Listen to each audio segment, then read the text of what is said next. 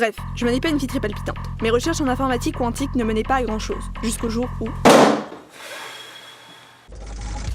Voilà, ça devrait vous aider dans vos recherches sur les réseaux de tenseurs. J'étais découragée, alors j'ai pris une pause. Je marchais dans les couloirs, j'arrêtais pas de penser à ce que mon superviseur m'avait dit. J'ai croisé Léa. Elle m'a dit Hey, je m'en vais prendre un café, tu venais? J'ai hoché la tête pour lui dire oui. Je l'ai suivie jusqu'à la machine à café. On est arrivé devant la machine à café, personne parlait. Elle m'a regardé, j'ai regardé, on s'est regardé. Puis Léa a dit En ce moment, j'utilise une nouvelle méthode, ça s'appelle les réseaux de tenseurs. Je sais pas si t'en as entendu parler, mais en tout cas, c'est vraiment sa coche. Là. Je pense que ça va vraiment faire avancer mes recherches. Je me suis dit qu'il fallait vraiment que je comprenne ce que c'était. Je m'étais dit que j'allais prendre mon temps, mais je me suis rendu compte que ça m'obsédait de ne pas comprendre. Je pense qu'il va falloir refaire votre réseau de tenseurs, là. Ça marche pas trop. Ton quoi? Votre réseau de tenseurs. Bref, j'ai décidé de m'y mettre. J'ai pris un livre au hasard dans ma pile et j'ai commencé à lire. Il y avait plein de mots incompréhensibles comme tenseur, contraction tenseur, théorie de renormalisation, intrication et correction d'erreurs, qui est mon sujet de doctorat. Du coup, je les ai surlignés. J'ai remarqué que le mot paraissait aussi dans réseau tenseur. Alors je me suis dit que j'allais commencer par comprendre ce mot-là. Je regarde le sommaire. Il y a une section qui s'appelle tenseur. Je la regarde. Je décide d'aller devant le tableau pour réfléchir. Il commence par dessiner des cercles et des lignes. Ça veut rien dire pour moi. Bref, en voyant ce bébé, je me suis dit, recommence à la base. Je me suis souvenu que si je dessine un segment et que je lui donne une orientation, j'ai un vecteur. Mais je sais que je peux l'écrire comme ça, mon vecteur.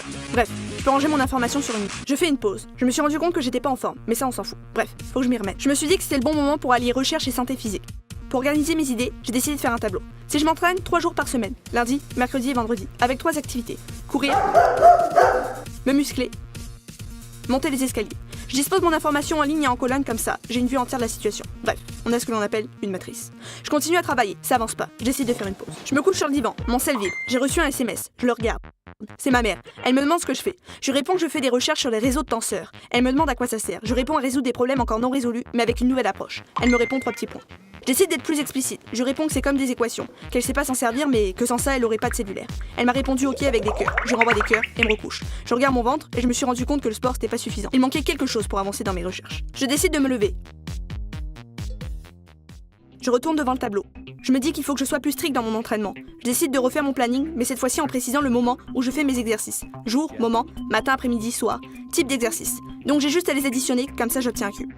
Bref, un tenseur c'est une façon d'organiser de l'information pour plusieurs catégories. En fait, ces catégories, c'est des ordres. Je me suis rappelé qu'avec 2 catégories dans mon entraînement, j'avais obtenu une matrice. Donc avec 3 catégories, j'obtiens un tenseur d'ordre 3. Si je reprends un livre, je me rends compte qu'il y a pas mal plus de dessins comme celui-ci que d'équations. Je retourne à mon tenseur, donc à mon planning organisé en 3 catégories. Pour simplifier, je regroupe toute mon information dans un cercle. Puis, comme j'ai 3 catégories, je dessine 3 pattes. Une pour le jour, le moment et l'activité. Bref, j'arrive au même dessin qu'eux. Mais si je reviens au cas plus simple de mon tableau en 2 catégories, donc la matrice, j'aurai 2 pattes puisque 2 catégories. Pour le vecteur, une patte, une catégorie qui est ses coordonnées. Je pense à quelque chose. Si je mets pas de patte, ça fait quoi? Je regarde en l'air. Je crois que j'ai compris. Un scalaire. Bref, un nombre, comme 5 ou pi. Pas de patte, pas de catégorie, seulement de l'information. Dans le livre, ces dessins représentent des tenseurs. Donc, un nombre est un tenseur. Donc je me suis rendu compte que depuis toute petite, j'utilisais les tenseurs. Bref, on s'en fout. Je recommence à réfléchir. J'ai mal à la tête. Je prends une pilule. J'ai toujours aussi mal à la tête. Je décide de travailler sur le divan. Je m'allonge, je lis, je finis par m'endormir. Réseau de tenseurs. J'étais vraiment pas réveillée, je me suis quand même levée, j'ai déjeuné. J'ai regardé dehors, il faisait gris alors je me suis pas habillée. J'ai mis mes chaussettes de journée pyjama, j'étais prête pour aller travailler. Je suis retournée devant le tableau. Je me suis rappelé que hier j'avais réussi à comprendre ce que c'était un tenseur. Je me suis aussi souvenu que dans réseau tenseur il y avait le mot réseau. Moi quand j'entends réseau, je pense de suite aux réseaux sociaux, comme Facebook. Les réseaux tenseurs c'est un peu la même chose que Facebook, sauf que c'est pas des personnes mais des tenseurs. Chaque tenseur a des caractéristiques différentes. C'est pour ça que mon tenseur a des pattes différentes. Comme nous on a des goûts, des passions différentes, ces tenseurs peuvent se lier avec d'autres tenseurs, avec qui ils partagent aussi des éléments communs. Puis je me suis souvenu.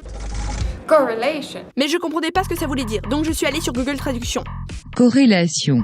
Bref, quand mes tenseurs sont liés entre eux, ils sont corrélés. Je vais l'écrire au tableau. Mais si je regarde de nouveau dans les livres, j'ai un truc bizarre. 2 tenseurs reliés entre eux, ça donne un soleil? Non, pas possible, c'est pas un soleil. Bref, j'ai un nouveau tenseur. Un peu ensoleillé, mais un tenseur quand même. Je regarde de nouveau mon livre et je lis que ça s'appelle une contraction. Pourquoi on peut faire ça? C'est parce que ces tenseurs sont corrélés. Ils ont un lien commun qui les unit. En faisant une contraction, c'est un peu comme dire que je regroupe de l'information de mes 2 tenseurs en la réorganisant en un seul.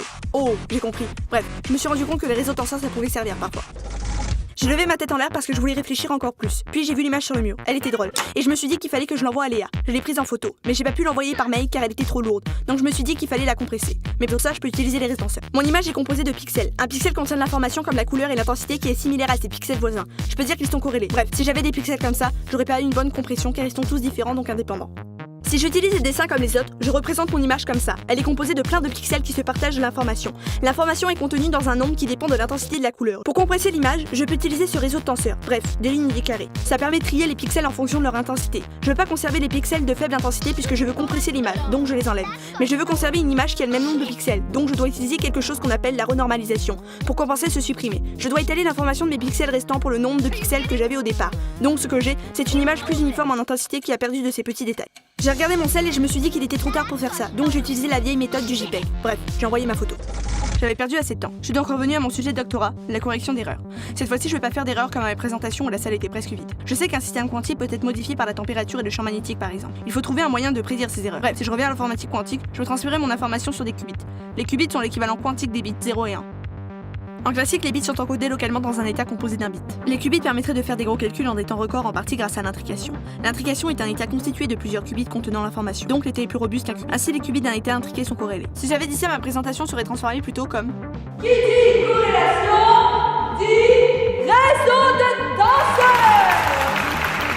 Bref, en représentant mes qubits par un réseau de tenseurs, je suis capable de prédire le comportement de mon système quantique, puisque les qubits défaillants modifieraient l'information du réseau. Ainsi, il est possible d'essayer de corriger la situation théoriquement et de la tester expérimentalement par la suite. Bref, ma vie est plus palpitante depuis que j'ai compris ce que c'était les réseaux de tenseurs.